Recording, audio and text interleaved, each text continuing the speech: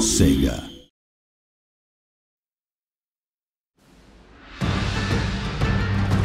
Total War combines turn-based strategy gaming with stunning real-time battles.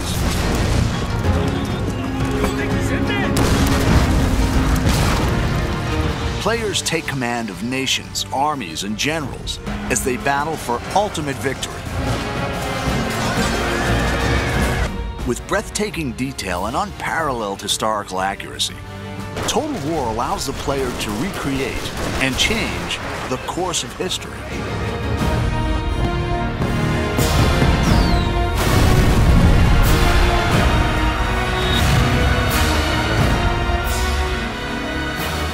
In 2011, the award-winning Shogun 2 offered new AI, streamlined controls, and a host of multiplayer features. In the Fall of the Samurai standalone expansion, the Creative Assembly have created the largest expansion pack ever for a Total War game. It's taken us into areas we've never been to before with Total War. It's getting closer and closer to the modern era. I think it's exciting because it's the latest any Total War game has ever been to the modern day, the closest any Total War game has been to the modern day.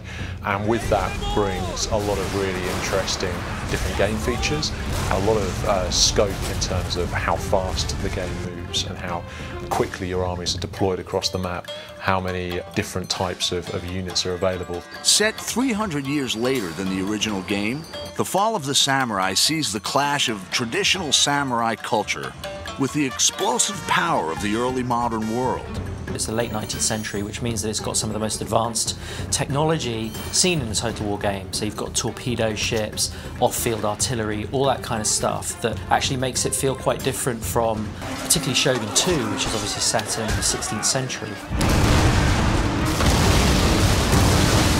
This industrial age is the most recent period ever covered in a Total War game, offering new game mechanics to please and challenge fans.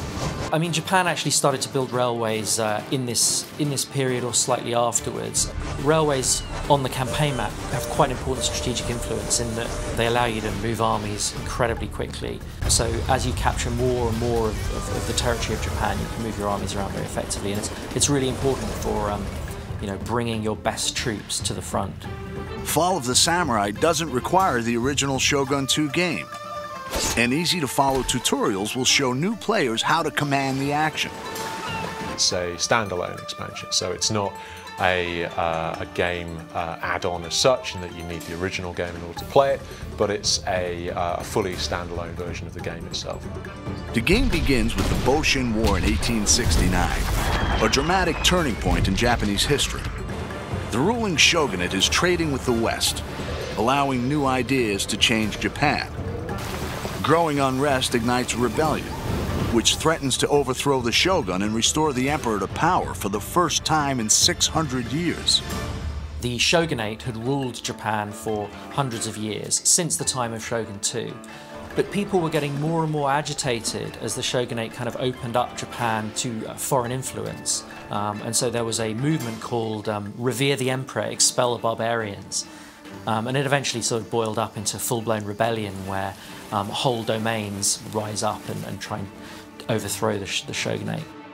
The player chooses a clan and decides whether to remain loyal to the shogun or to fight for the emperor.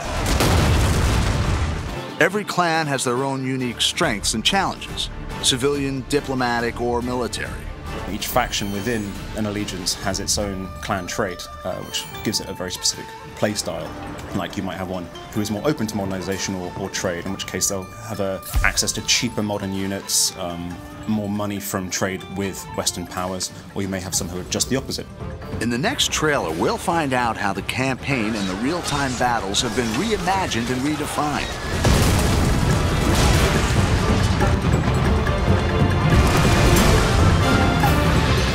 Fall of the Samurai is a whole new experience and an ambitious entry into the Total War series.